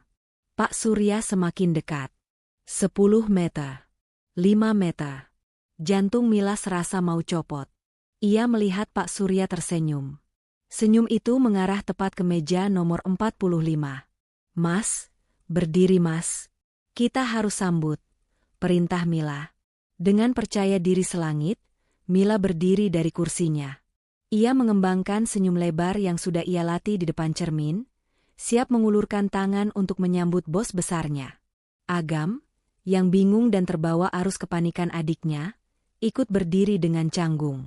Hanya satu orang yang tetap duduk tenang di meja itu. Destia. Destia tidak bergeming sedikit pun. Ia hanya meletakkan clutch hitamnya di atas meja dengan gerakan lambat, lalu menautkan jari-jarinya di pangkuan dengan anggun. Tatapan matanya bertemu pandang dengan Pak Surya yang kini hanya berjarak beberapa langkah saja. Mila, yang sudah berdiri dan menghalangi pandangan Destia, merentangkan tangannya sedikit, bersiap untuk momen bersejarah dalam hidupnya. Selamat malam, Pak Sur. Sapa Mila dengan suara manis yang dibuat-buat, tangannya terulur ke depan. Namun, dunia Mila seakan berhenti berputar detik itu juga. Pak Surya tidak menghentikan langkahnya di depan Mila. Ia tidak menyambut uluran tangan Mila. Ia bahkan tidak menoleh sedikit pun pada wanita bergaun merah yang berdiri menghalanginya itu. Dengan gerakan halus namun tegas, Pak Surya menggeser tubuhnya sedikit ke samping. Melewati Mila begitu saja seolah adik ipar Agam itu hanyalah tiang penyangga gedung yang tak kasat mata. Senyum Mila membeku di udara. Tangannya yang terulur menggantung hampa. Pak Surya berhenti tepat di samping kursi tempat Destia duduk. Suasana di sekitar meja 45 mendadak senyap, seolah oksigen tersedot habis keluar ruangan. Orang-orang di meja sebelah menahan napas, mata mereka terbelalak menyaksikan pemandangan yang tak masuk akal itu. Sang direktur utama yang disegani ribuan karyawan itu perlahan menundukkan badannya, membungkuk dalam posisi hormat yang sangat dalam, posisi yang hanya dilakukan seorang bawahan kepada atasan tertingginya. Selamat malam, ucap Pak Surya dengan suara yang terdengar jelas di keheningan itu. Mila menoleh kaku, lehernya terasa berderit. Ia melihat Pak Surya membungkuk bukan padanya, bukan pada Agam, tapi pada wanita berbaju biru gelap yang baru saja ia hina, kampungan. Destia mengangkat wajahnya, menatap Pak Surya, lalu tersenyum tipis. Senyum seorang ratu yang menerima penghormatan dari panglimanya.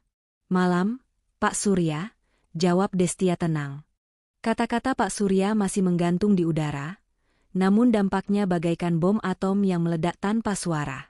Waktu seolah berhenti berdetak di meja nomor 45.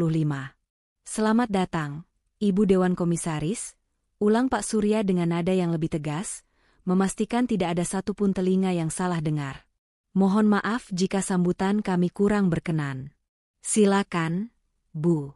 Kursi kehormatan di meja utama sudah kami siapkan untuk Ibu. Mila, yang masih berdiri kaku dengan tangan terulur hampa, merasa darah di tubuhnya surut seketika ke kaki. Wajahnya yang semula merah merona karena blush on mahal, kini memucat seperti kertas. Mulutnya terbuka, bergerak-gerak ingin mengeluarkan suara, tapi tidak ada satu kata pun yang keluar. Otaknya mengalami korsleting, menolak memproses informasi yang baru saja didengarnya. Komisaris? Destia? Kakak iparnya yang selama ini ia sebut benalu? Perempuan yang ia suruh mencuci piring dan ia hina karena bajunya? Kampungan? Pak Surya. Akhirnya suara Mila keluar, terdengar mencicit dan pecah. Bapak pasti salah orang, kan? Ini Destia, Pak. Dia cuma kakak ipar saya. Dia ibu rumah tangga biasa. Dia nggak kerja. Bapak pasti bercanda, kan? Mila tertawa sumbang, tawa histeris yang terdengar menyedihkan di tengah keheningan ribuan orang. Ia mencoba menyentuh lengan Pak Surya, berusaha menyadarkan direktur utama itu dari kehilafannya. Namun, sebelum tangan Mila menyentuh jas mahal Pak Surya, tatapan tajam sang direktur sudah lebih dulu menghentikannya. Tatapan itu dingin, menusuk, dan penuh peringatan. Jaga sikap Anda, desis Pak Surya rendah, namun cukup keras untuk didengar oleh Agam dan orang-orang di meja sekitarnya.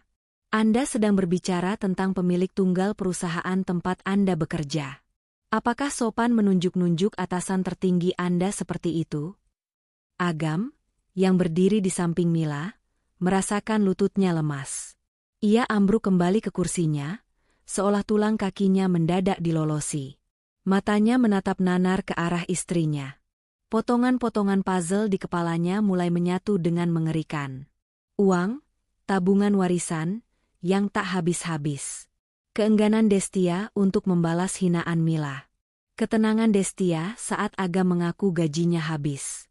Semua itu bukan karena Destia lemah atau bodoh. Itu karena Destia berada di level yang jauh di atas mereka semua. Agam merasa mual. Ia baru sadar bahwa selama ini ia memamerkan kekayaan semu di depan pemilik kekayaan yang sesungguhnya. Destia perlahan bangkit dari kursinya. Gerakannya tenang, anggun, dan penuh wibawa. Tidak ada lagi sorot mata istri penurut yang biasa ia tampilkan di rumah.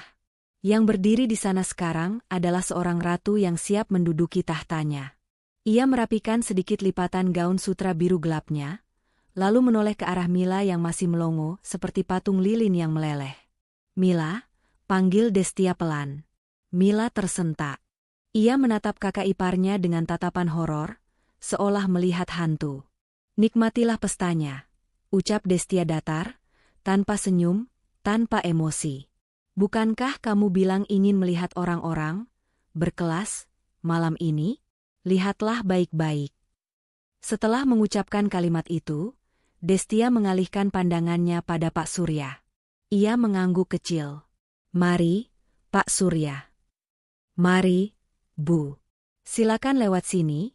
Pak Surya memundurkan langkahnya, memberi jalan, lalu berjalan mengiringi Destia sedikit di belakang, layaknya seorang ajudan setia. Destia melangkah membelah kerumunan.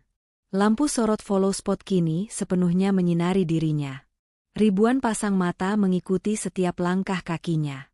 Bisik-bisik yang tadinya pelan kini berubah menjadi dengungan lebah raksasa yang memenuhi ballroom.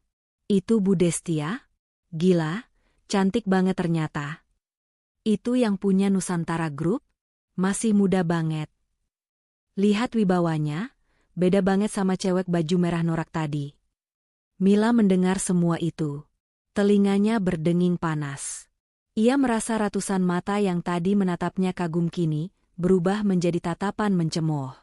Ia melihat Siska dan teman-teman kantornya yang duduk semeja dengannya kini menjauhkan kursi mereka, menciptakan jarak fisik seolah Mila membawa penyakit menular. Mil, bisik Siska dengan nada sinis yang tak ditutup-tutupi. Lo bilang kakak ipar lo itu pembantu? Lo bilang dia parasit? Lo gila ya? Itu bos besar kita, bego. Lo mau bikin kita semua dipecat gara-gara temenan sama lo? Gue nggak tahu. Mila tergagap, air mata mulai menggenang di pelupuk matanya. Sumpah, di rumah dia nggak kayak gitu, dia cuma diam. Dia? Simpen aja drama lo, potong teman yang lain ketus. Malu-maluin banget sih lo. Sok kaya, pamer kakak lo manajer. Taunya kakak ipar lo yang punya segalanya. Dasar OKB, orang kaya baru, halu. Mila menoleh ke arah Agam, mencari perlindungan. Mas Agam, Mas tahu kan? Mas pasti tahu kan kalau Mbak Destia itu komisaris? Kenapa Mas nggak bilang sama aku? Kenapa Mas biarin aku ngehina dia terus-terusan? Agam menatap adiknya dengan pandangan kosong. Wajahnya pucat pasi, keringat dingin membasahi keningnya. Mas nggak tahu, Mil? Mas bener-bener nggak tahu? Uang yang Mas kasih ke kamu, itu uang Destia. Semua uang belanja ibu, itu uang Destia. Suara Agam bergetar hebat saat mengucapkan pengakuan itu. Sementara itu, di depan panggung utama, Destia telah sampai di meja VIP nomor 1. Ia disambut oleh jajaran direksi lain yang berdiri membungkuk hormat. Destia duduk di kursi tengah yang paling megah. Dari tempat duduknya yang tinggi, Destia bisa melihat ke seluruh penjuru ruangan.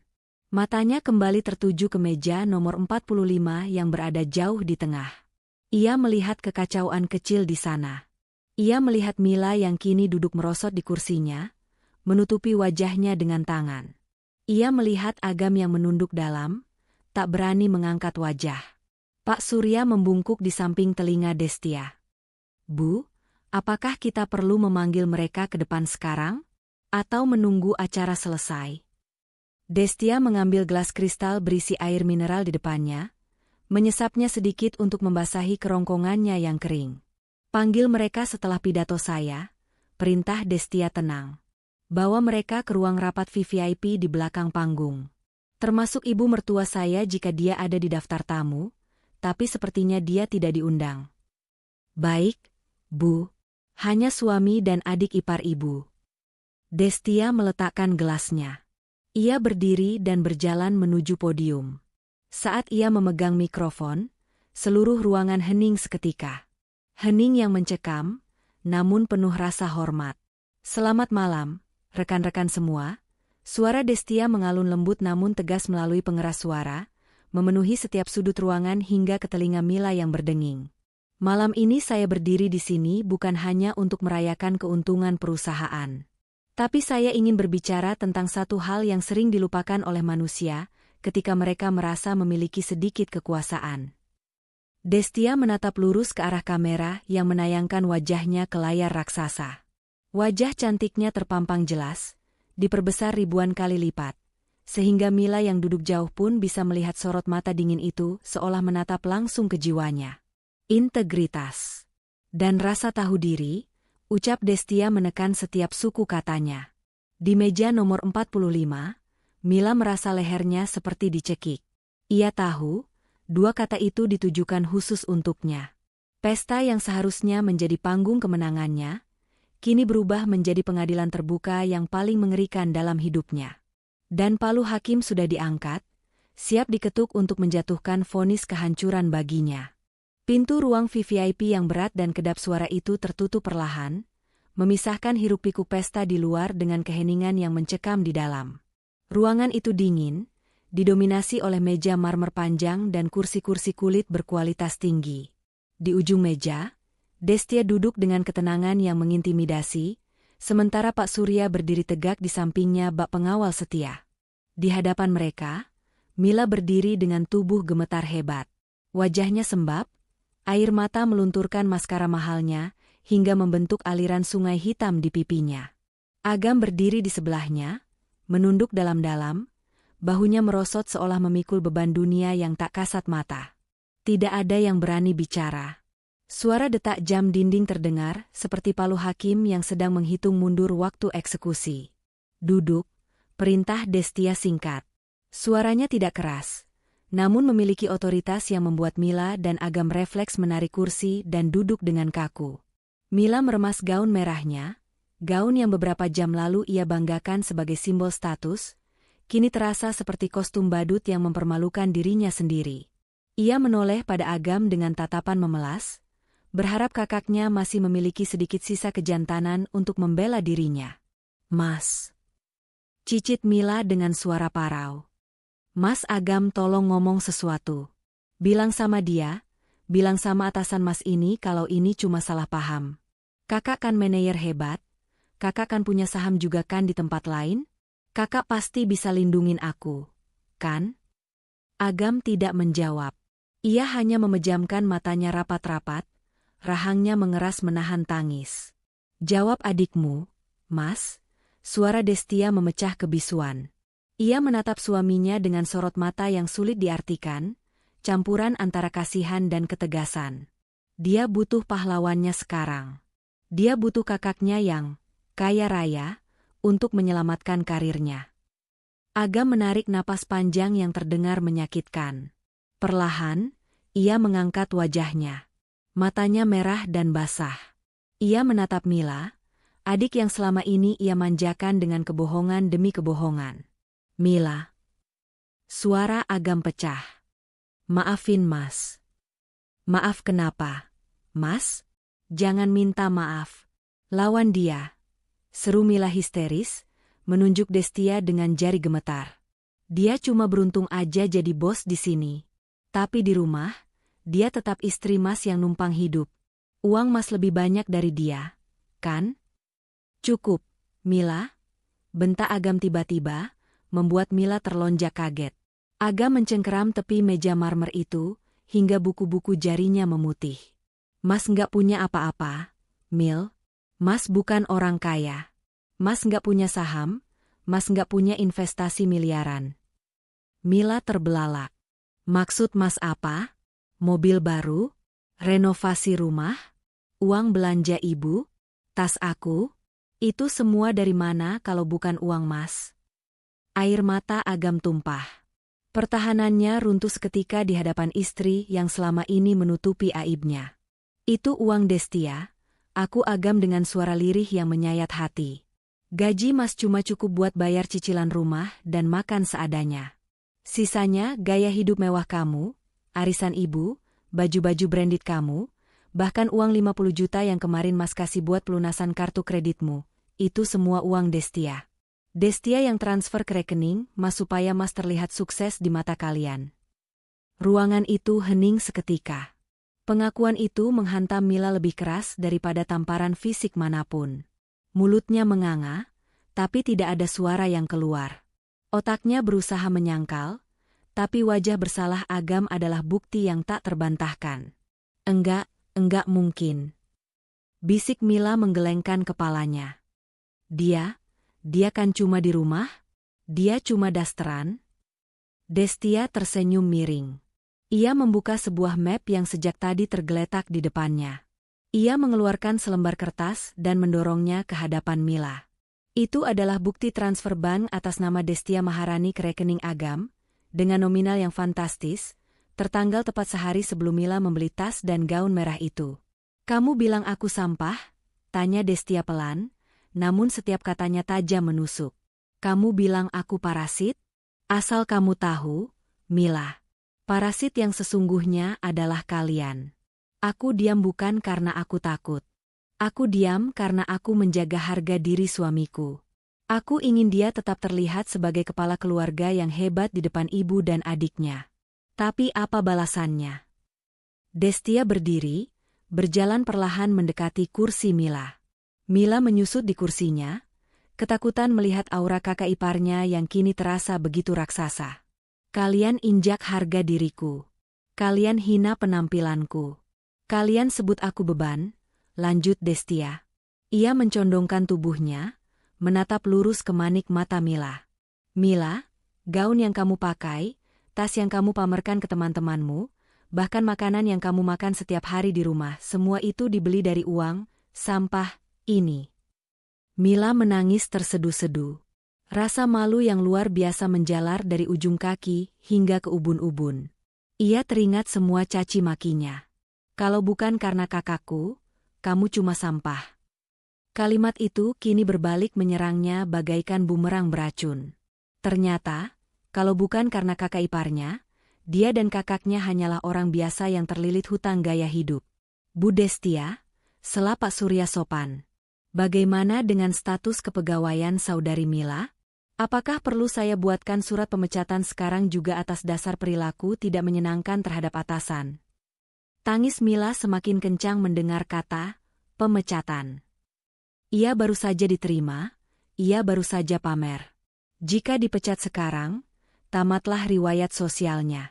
Destia menatap adik iparnya yang kini tak lebih dari seonggok ego yang hancur. Perlahan, Destia menggeleng.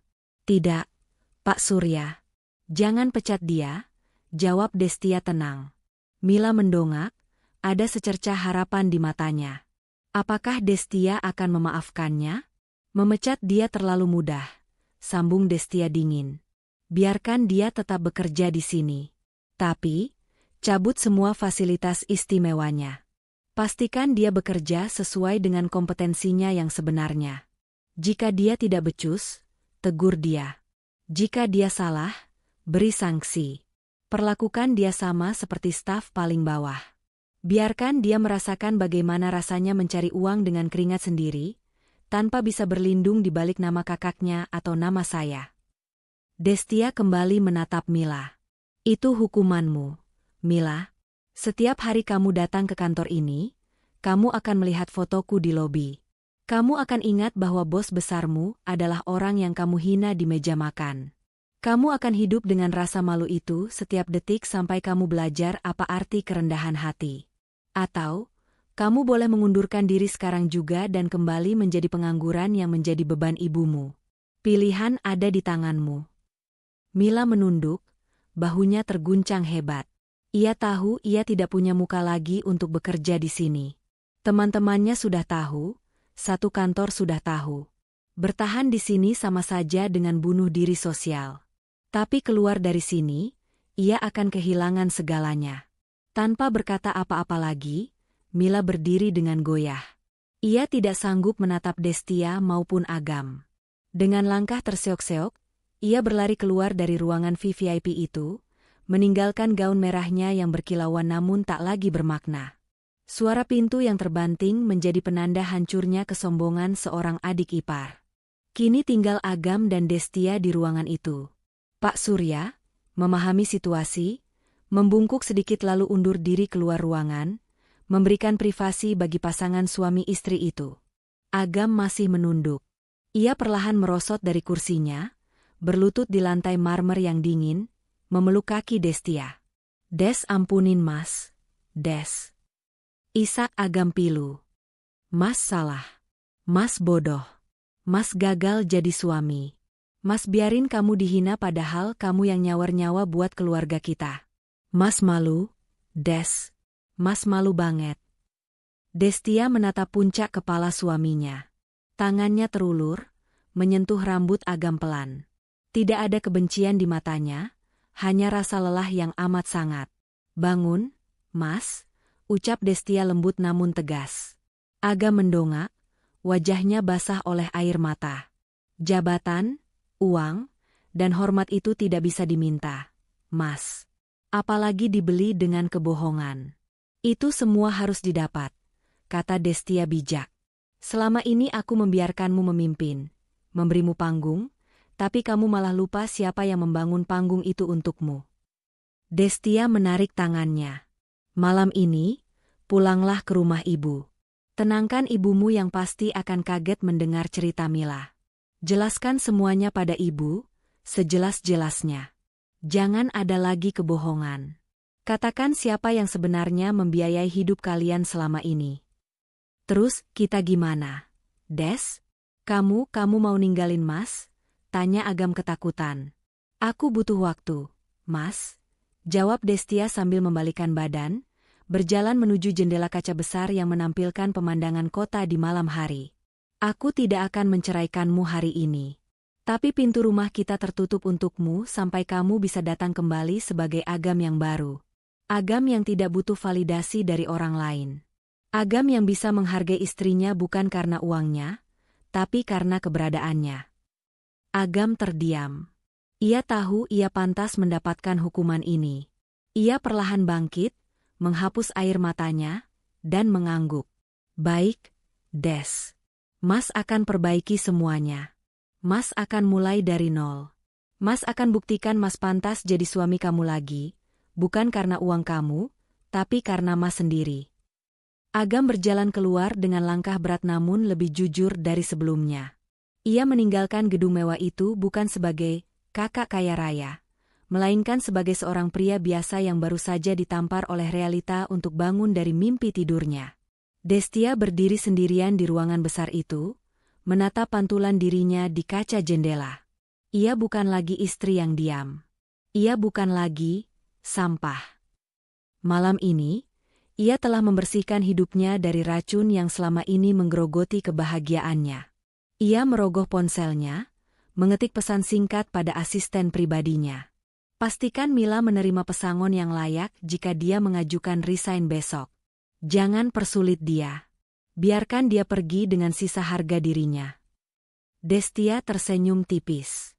Balas dendam terbaik bukanlah menghancurkan musuh hingga menjadi debu, melainkan membiarkan mereka hidup dengan kesadaran bahwa mereka pernah menyia-nyiakan berlian karena terlalu sibuk mengumpulkan